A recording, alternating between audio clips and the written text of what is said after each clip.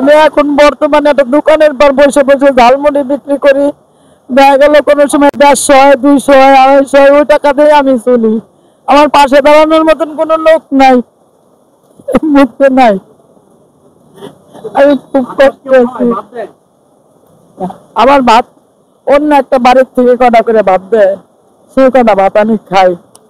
আমি আপ্রাণ চেষ্টা করি মানুষের উপকারে আসার জন্য, কিন্তু আমি এখন পারতেছি না। আমি একটা টাইম মানুষের উপকার করছি, প্রচুর উপকার করছি, প্রতিটা মানুষের কাজে লাগছে, কিন্তু এখন তো আমি কিছু করতে পারি না। এই যে আমার চুল পড়ে যেতেছে, চুল নাই, চুল পড়ে যেতেছে, বড় বড় চুল ছিল, পড়ে যেতেছে। আমি এরকম ছিলাম না। আমার পরিস্থিতি দেখেন, আমার অবস্থা এই ছিল না। আমি এরকম ছিলাম না। আমার প্রত্যেকটা জিনিস জর্জরিত হয়ে গেছে, সবটা জিনিস আমার এরকম হয়েছে।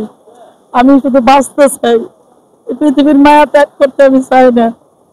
আমি বাঁচতে চাই।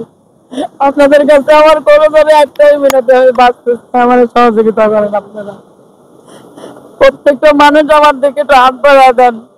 দেশ বিদেশে যে থাকেন না থাকেন, কত টাকা তো আপনারা কত দিকে দিয়ে দেন, কত নষ্ট করে ফেলেন। এই অসহায় মানুষটার দিকে একটু টাকা কিছু করেন। এই মানুষটা যাতে আপনাদের দোয়ায় যাতে বাঁচতে পারে, আপনাদের মাঝে যেন বাঁচতে পারে। আমি নামাজ কালাম পড়বো, আপনাদের জন্য দোয়া করবো। আমি নামাজ পড়ি এত কষ্ট করে, তারপরে আমি নামাজ পড়ি আপনাদের জন্য যাতে দোয়া করতে পারি। আপনারা একটু হাত বাড়ায় দেন।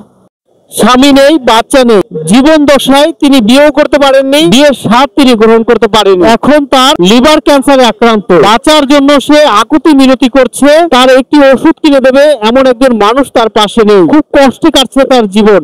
আমরা ইনার সম্পর্কে জেনেছি যে ইনি এমন একজন মানুষ, পরে কেউ যদি বিপদে পড়তো তাহলে তিনি তার পাশে এসে দাঁড়াতেন। আজকে তার এমন করুণ পরিস্থিতি হয়েছে, তিনি বাঁচার জন্য আকুতি করছেন, ওষুধ কিনে খাওয়ার জন্য টাকার আবেদন করছেন এই দেশবাসীর কাছে।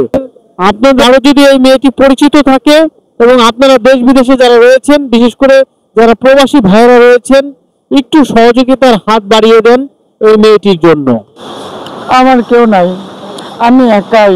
আমি টেস্ট টার্মিনাল পিছনে ভাড়া থাকি, আমার তাছাড়া আর কেউ নাই। আপনারা যদি দেশবাসীর কাছে আমার একটাই অনুরোধ, দেশ বিদেশে যেখানেই যে থাকেন আমার দিকে একটু হাত সহযোগিতার বাড়ায় দেন। আমি জানি দরকার হলে আমি কর্ম করে খাবো, ট্রিটমেন্ট করবো, অন্তত সেই দিকে আমার একটু হাত বাড়ায় দেন, যাতে আমি বাঁচতে পারি, বাঁচার মতন একটু বাঁচতে পারি। তাছাড়া আমার কোনো উপায় নাই। আমার যে রোগটা আমার এই পাশে, এটার জন্য আমি প্রত্যেকটা নিয়ত আমি কান্দি রাত্রেবেলা। আমার কোনো উপায় নাই। আমি মানুষের ডাক পাই, আমার বাসার আশেপাশে কোনো লোকজনও নাই যে কেউ আমার হাসপাতালে নিয়ে যাবে, এরকম লোক নাই। আমার যে একটু গালে পানি দেবে সেই লোকটাও সত্যিকার অর্থে আমার নাই। আমি খুব অসহায়ের ভিতরে পড়ে গেছি। এই অসহায় মানুষটার আপনারা সবাই মিলে একটু সহযোগিতা করে বাঁচার চেষ্টা করে দেন আমারে। আপনাদের কাছে আমার করে ধরে অনুরোধ, এই অসুস্থ মানুষটারে আপনারা অবহেলা করবেন না। আপনাদের দেশের কাছে আমার একটা অনুরোধ, আপনারা আমাদের সহযোগিতা করেন। আমি আর বেশি কিছু বলতে পারতেছি না। আমার